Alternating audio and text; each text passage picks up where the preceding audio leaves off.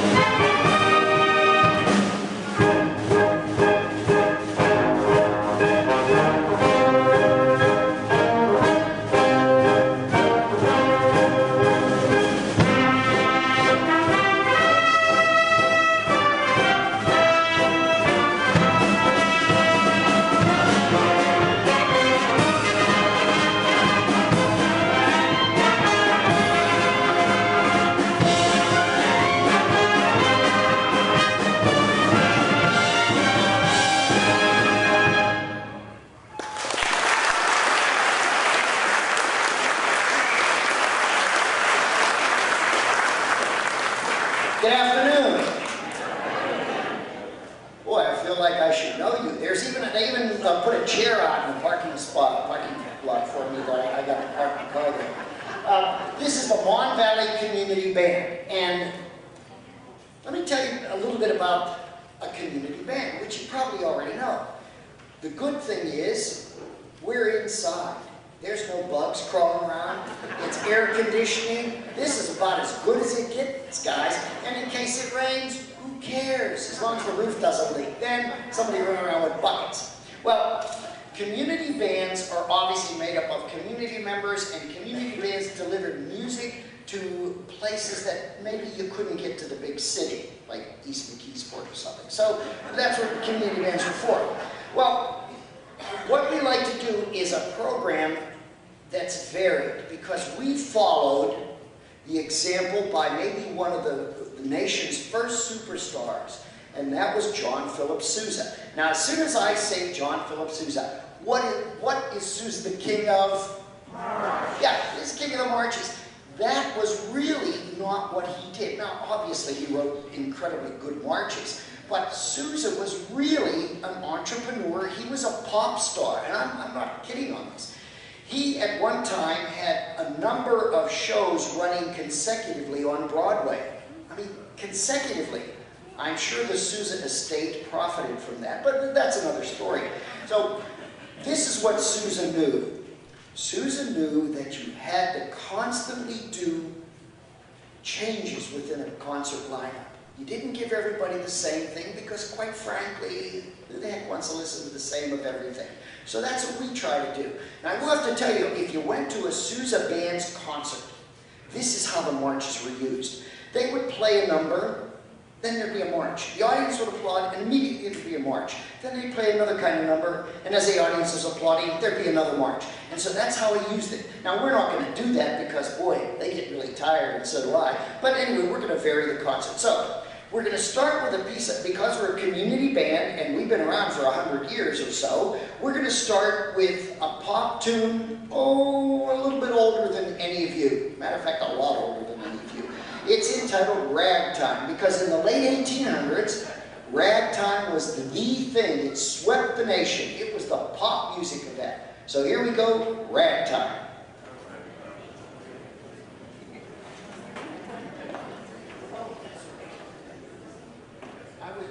I was reminded. We're going to play it slower than you're used to listening to ragtime because the records were only so long. So they had to make the guys play real fast. But that's not how it really was. Ragtime is not improvised. Ragtime is written.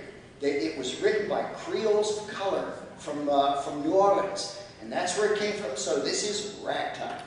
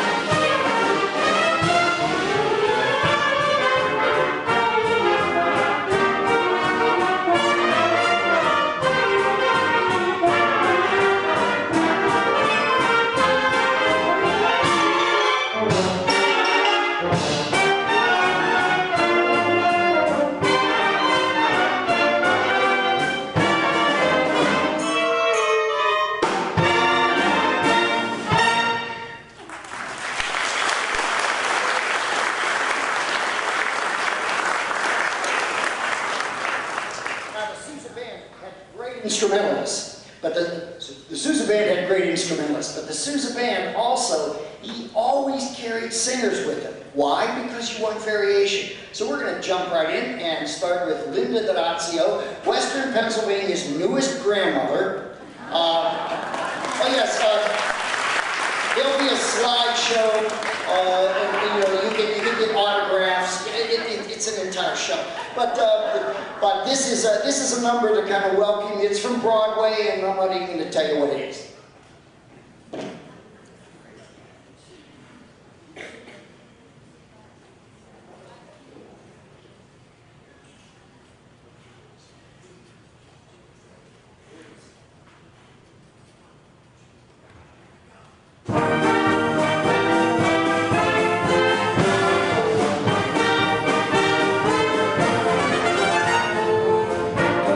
Sitting alone in your room,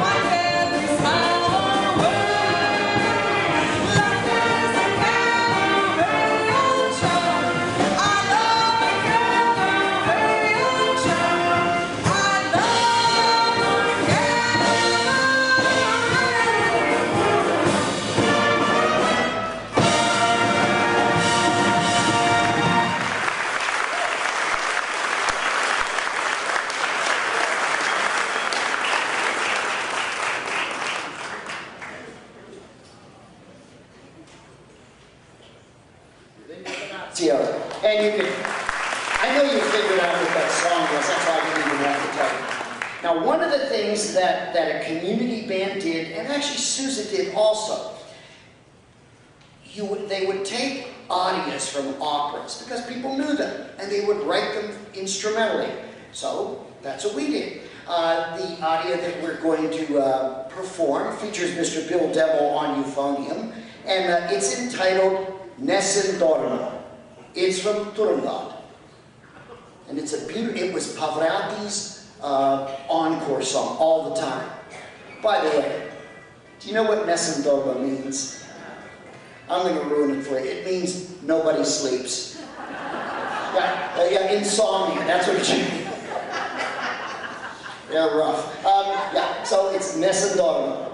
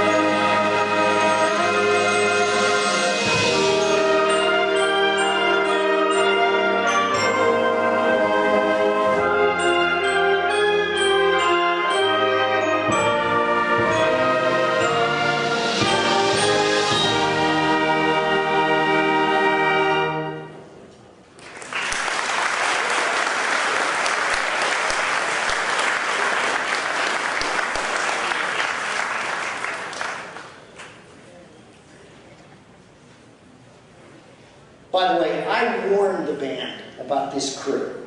Because last week, boy, I was doing my best to trip you up. Well, I think I got you.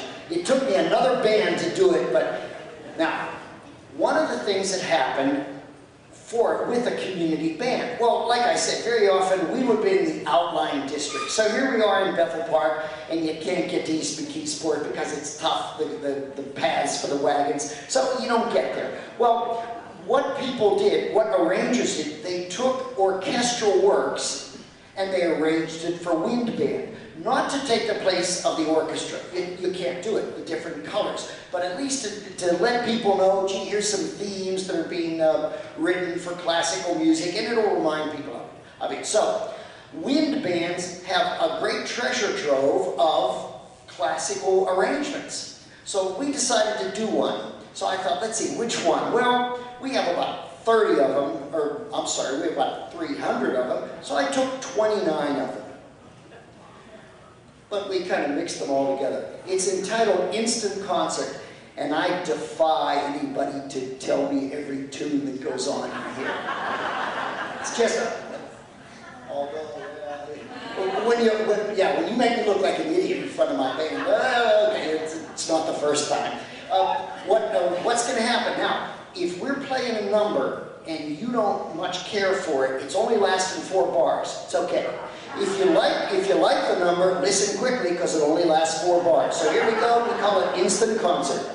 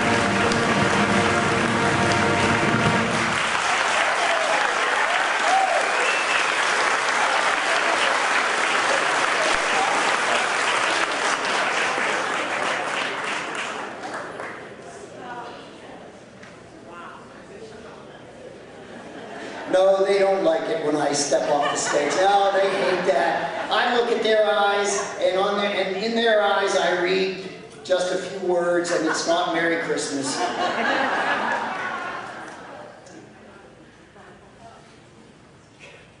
A community band is also supposed to reflect what the community does. It's supposed to support what the community does.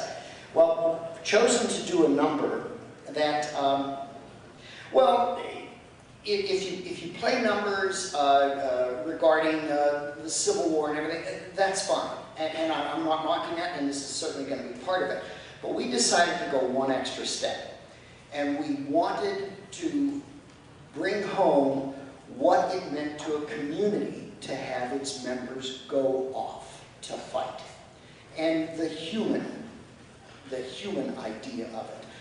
To help us is Mr. Jerry Mayer, who's a Civil War historian, and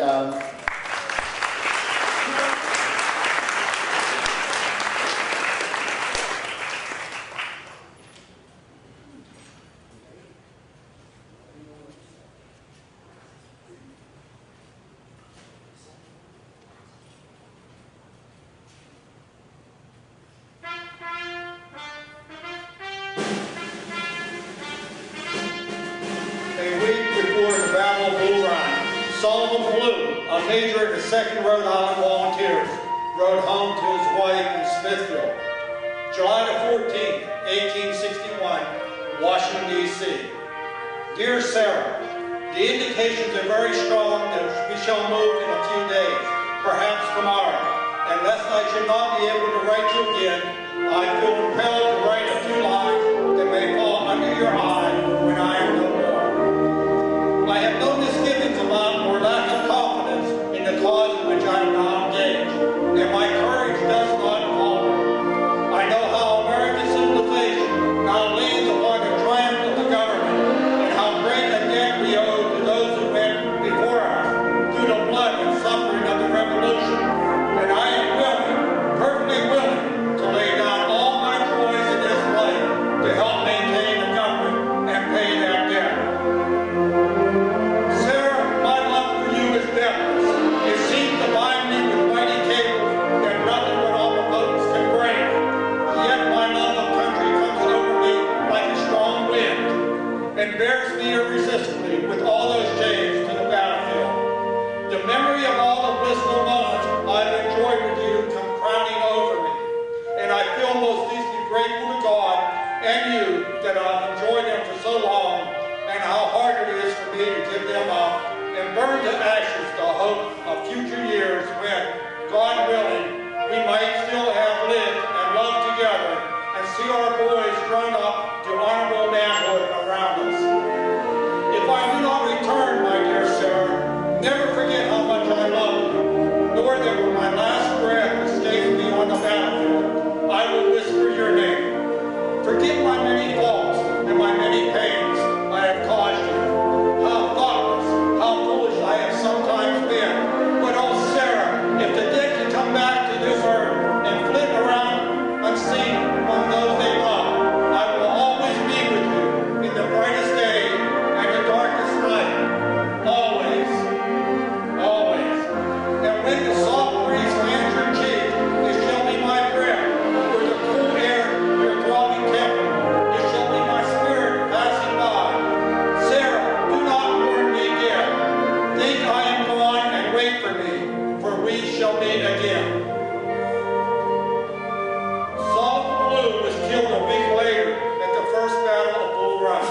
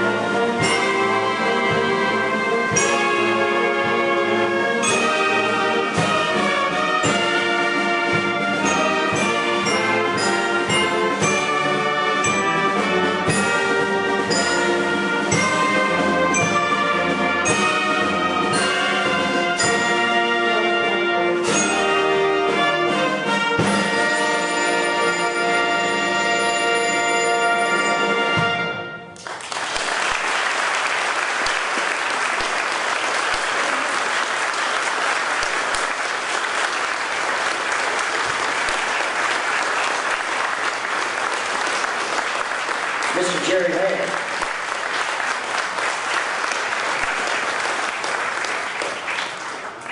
I think the first time I heard that letter was with Ken Burns, The Civil War. And I thought, what an effective, because it's human.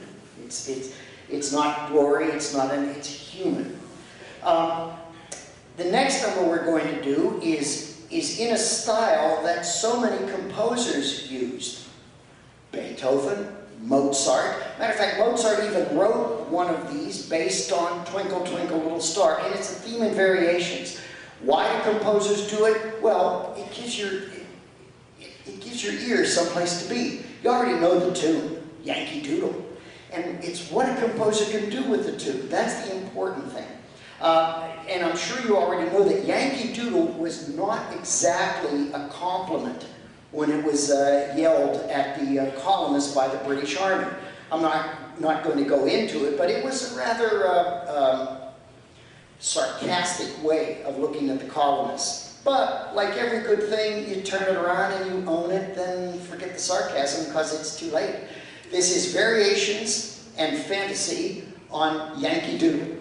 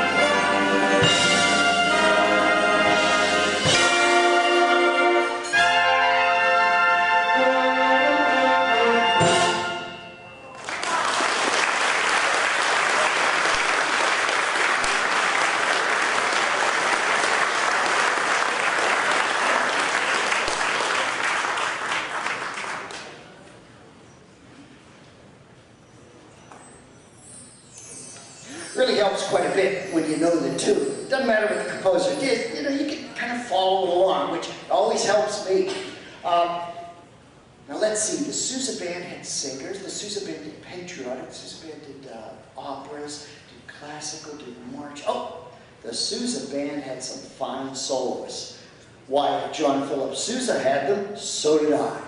So, we'd like to introduce Mr. Bob Minier, and Mr. Minier, we're going to feature Bob on a Ralph Guzzi arrangement of Flamingo.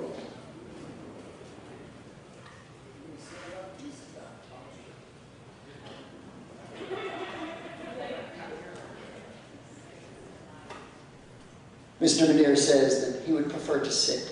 Who am I to get in the way of an artist?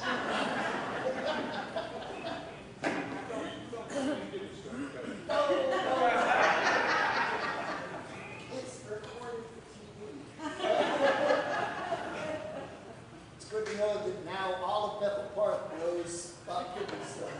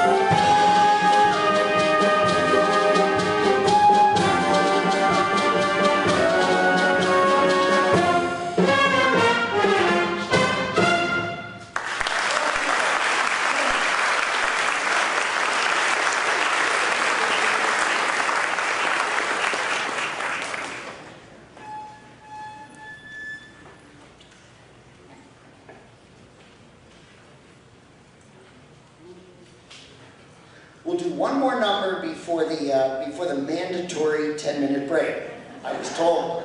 And this number is going to feature Linda D'Orazio again. And let's see, this is a Rodgers and Hart number. And let's see. Now, you'd be fooled. You wouldn't be fooled. That's a problem. I'm trying to think of things I could say that are going to trip you up, and it would be nothing, so I might as well just surrender right now, and you'll figure out the name of the tune really quickly. has something to do with an azure orb. Yes, it does. Yes, it does. Yeah, oh, outstanding, blue moon.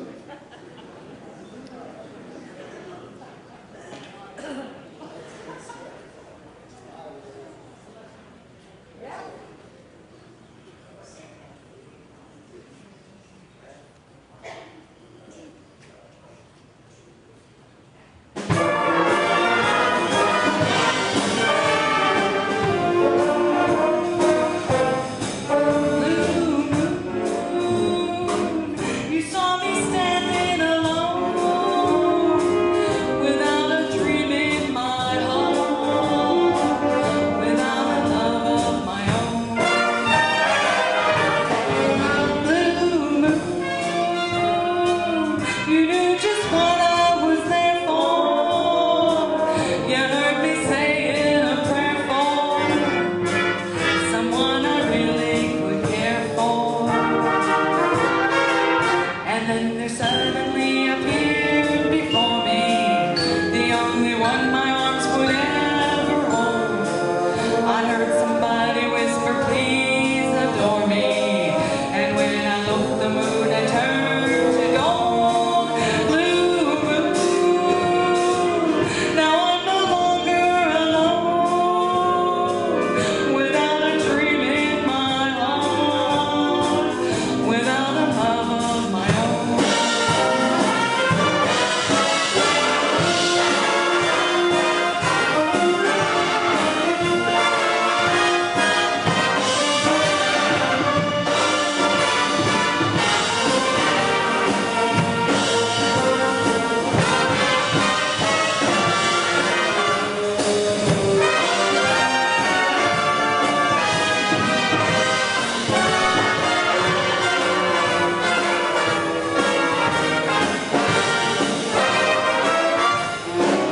And then there suddenly appeared before me the only one my arms would ever hold. I heard somebody whisper, please adore me. And when I looked, the moon had turned to gold. Blue moon, now I'm no longer alone, without a dream in my heart, without a love of my own, without a love of my own, without a love of my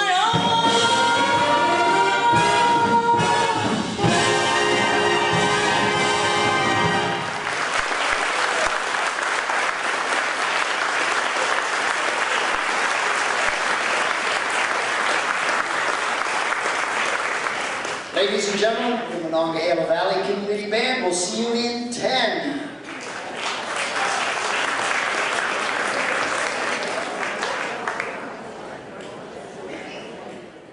Hi, I'm John Walsh, owner of Bethel Bakery, and we are celebrating our 60th birthday this year. We have plenty of events scheduled for this summer and certainly hope that you can join us for our sweet 60th.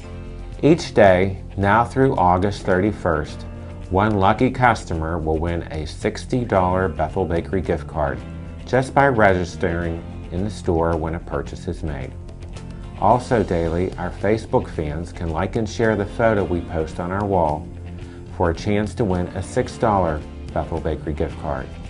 We also have a community cookie fundraiser with the proceeds supporting 3 organizations in the community: the Joey Fabus Foundation, the Bethel Park Community Foundation, and the Bethel Park Public Library.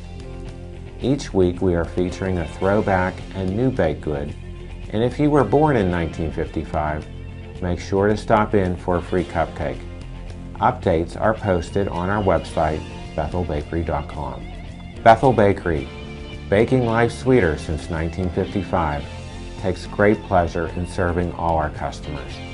Stop and visit us as we celebrate 60 years of sweet memories.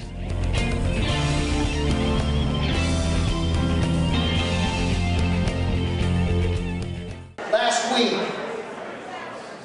I got to play a game. Well, Unfortunately, I just can't resist games, so here we go. The next piece of music is a suite of music by one composer. That composer was from West Aliquippa. Henry Mancini.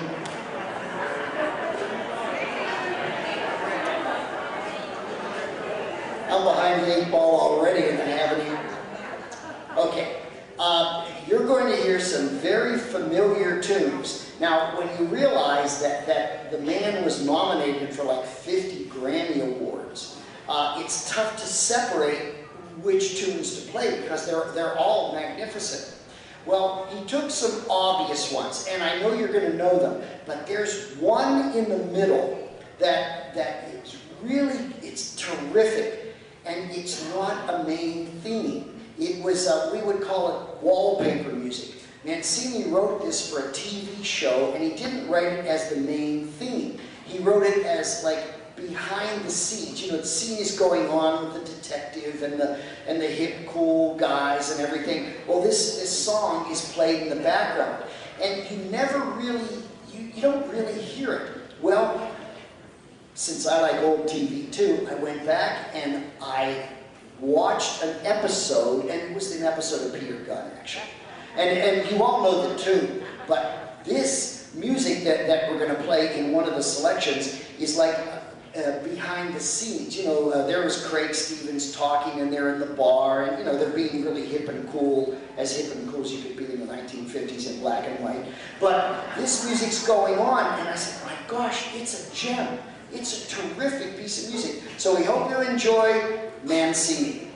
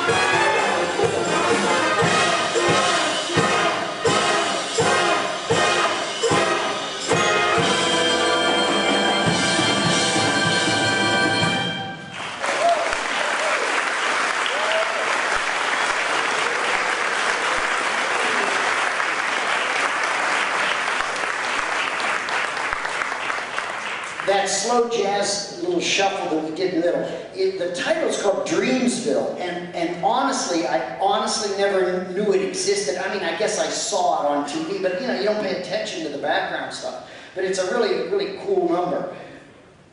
Wait, here's trivia. I defy you to get this one. Who was the sax player that played the theme of the Pink Panther? It's out in Los Angeles. I finally tripped you up. I'm really happy. You've just made my entire week. His name... They don't count. No. Paz Johnson. No, it wasn't Nola. Nola is much too young to have been. Thank you. You're welcome, Nola. Okay, let's do another movie. Here we go. The movie starred Robert Redford and Barbara Streisand.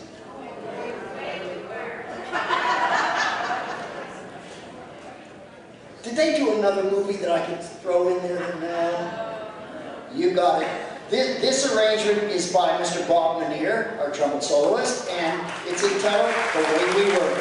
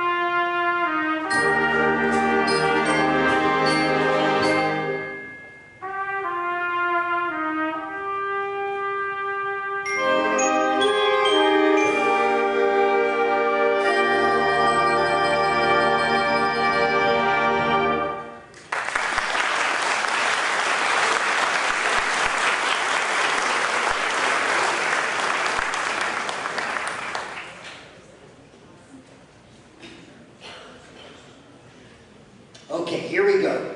Next trivia. Sooner or later, I'm going to catch you on something. During World War II, there was a British spy. After the war, he said, let me write some novelettes about spies. Now, maybe he thought it was autobiographical. It really wasn't, but he was pretty close. So he wrote all these books, and teenage guys back in the 60s, we read them all. And it was really cool, because maybe in our fantasies we thought that we were this gentleman. Who am I talking about? Who? Yeah.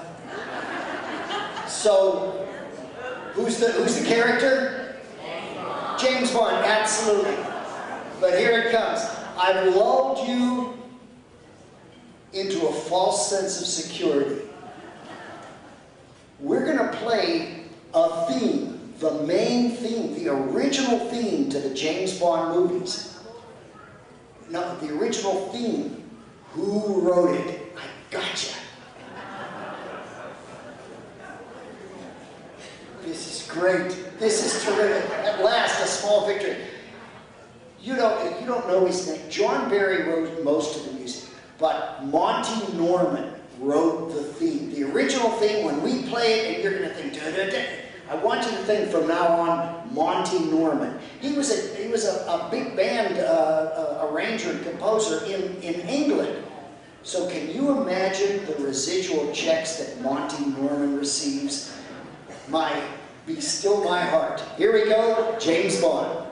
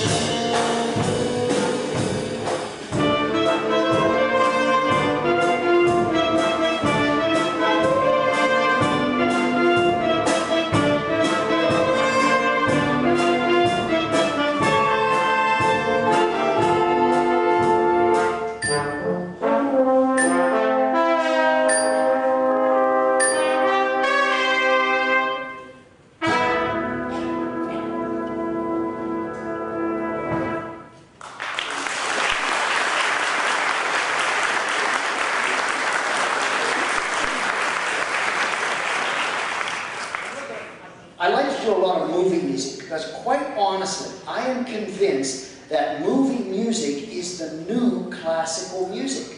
When you separate it from the movie, even though you and I are ingrained in that visual of the music, when you separate it, it's magnificent. You know, John Williams, oh my gosh, they're incredibly good composers, and we get to hear it all the time when we go to movies. We might remember the themes, oh, that's James Bond. Now you'll say, oh, that's Monty Norman's theme. But it's classical music. It just happens to be in our century. The next piece of music was written by Hermann Hupfeld, and I know you don't know it yet. I hope not, anyway. Anyway, Hermann Hupfeld wrote a very minor hit in the early 30s. Well, In the 40s, there was a moving picture, and they used Herman Hupfeld's tune again. It turned out to be just a barn burner, and many people think that this possibly could be one of the top 4 movies ever made. I'll give you the stars. Humphrey Bogart.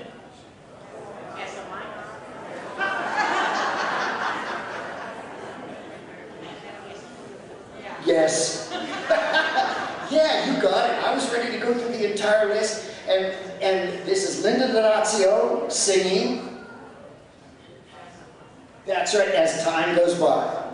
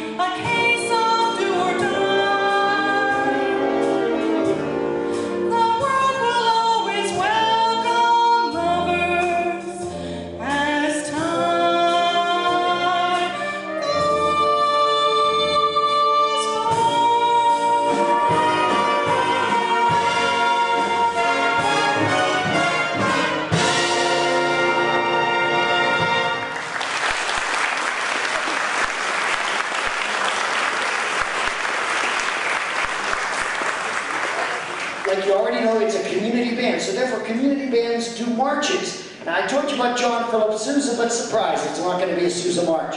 We're going to do a march that came from Broadway. The entire Broadway musical was based on the opening group of notes of this march. Don't tell me you haven't already. Did somebody say? Did they say it?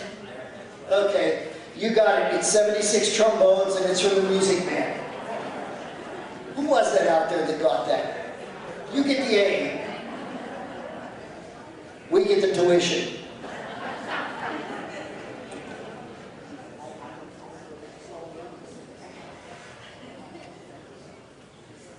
Y'all must have had Mr. Streeter as a music teacher because he knew everything.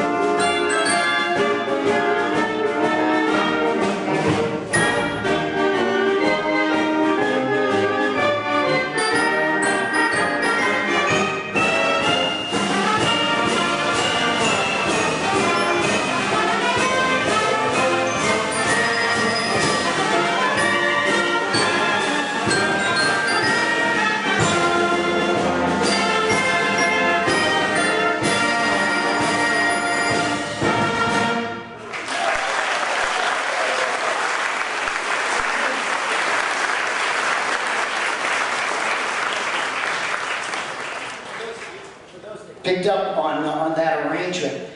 The arranger put some Sousa marches in there. It was a terrific thing, like underneath you got to hear them. Okay, we'd like to switch to another soloist. And let's see, this is Earl Hagen wrote the chart. And well, it became kind of a cool jazz thing in the 50s. Features Rich Long and Harlem Nocturne.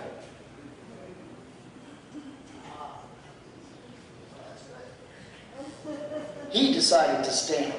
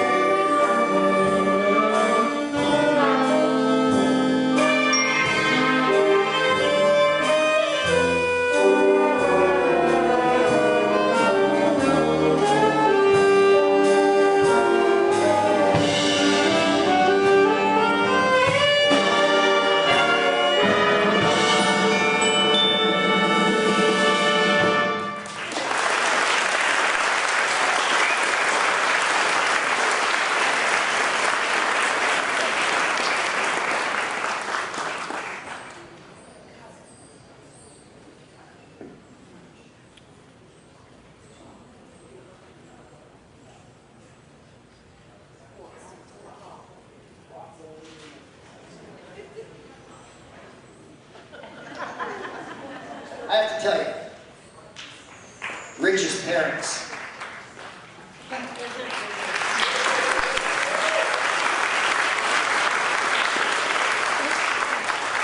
All that fussing and fuming and taking lessons and practice, see, it paid off big time. Yeah, this is great. All right, here we go. I know you're going to get this quickly. Philadelphia, early 50s, a DJ had an idea. Oh my God.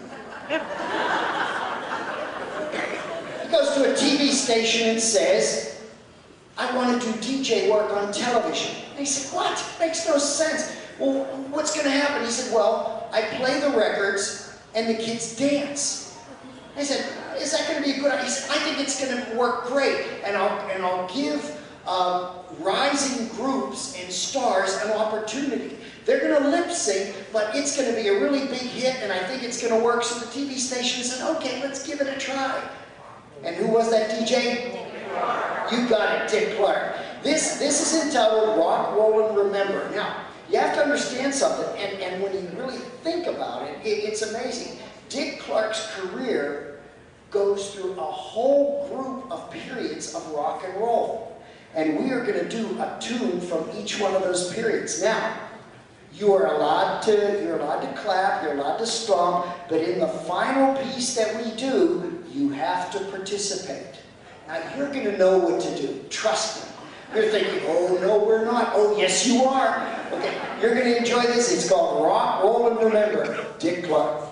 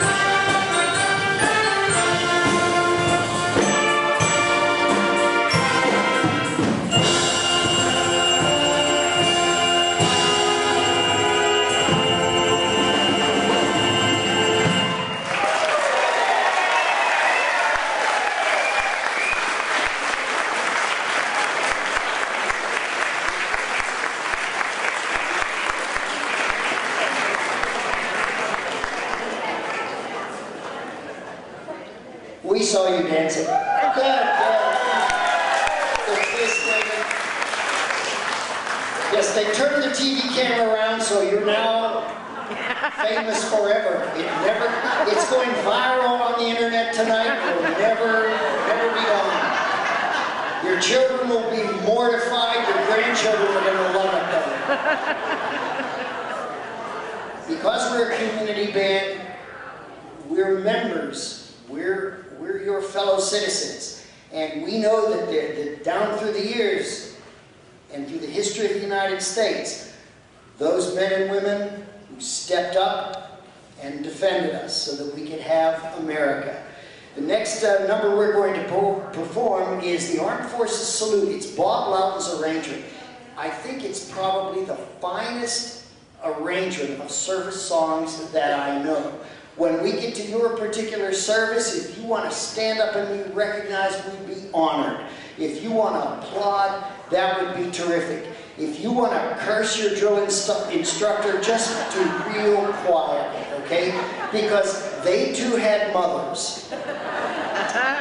Yeah, that's exactly what I used to say. Anyway, it's the Armed Forces Salute. It's, you've been a wonderful audience, and we really enjoyed it. We'd like to thank for the Dean Streeter Tower Concert Series. This is the first time we've been here, and so we're very excited. We're very excited to perform. Janet and everybody that made it possible for us to be here. So thank you very much. The Armed Forces Salute.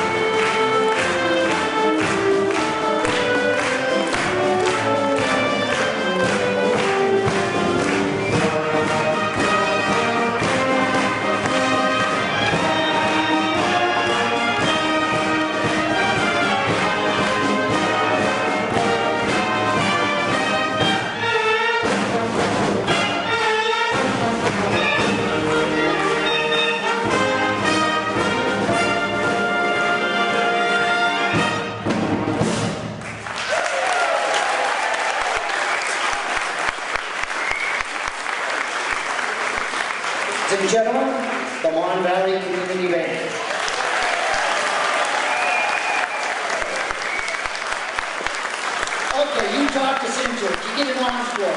Here we go.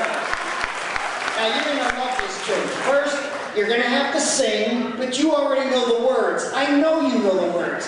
Secondly, you're going to have to clap along, but remember, friends don't let friends clap on 1 and 3. I like to call this the national anthem of Western Pennsylvania. You might not know the beginning, but I bet you you'll know it. What's that? Yeah, no, we did Pennsylvania polka last week. This is different.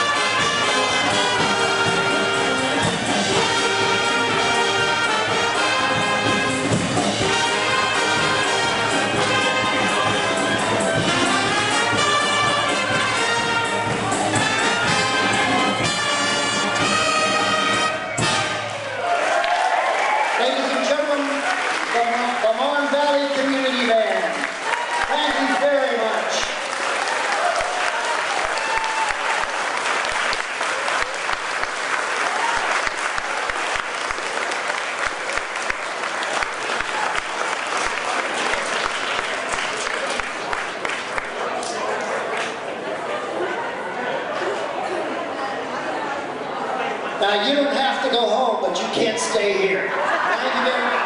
Have a great week.